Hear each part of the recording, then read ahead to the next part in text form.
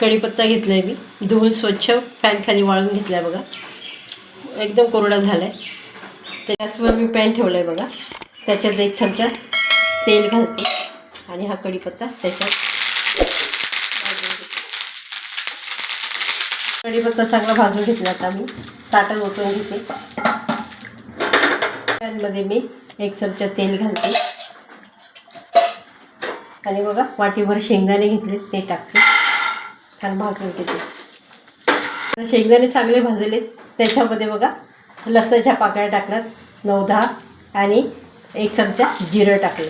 ते पण भाजून घेते चांगलं. मी काढून घेते. आता ह्याच ताटात काढून घेतले. मी थंड करून घेते. थंड झाले हे मी मिक्सरच्या भांड्यात ओतून घेते बघा आणि मिक्सरला फिरून घेते. मिक्सरच्या भांड्यात ओतले. त्याच्यात 1 चमचा लाल तिखट टाकते मी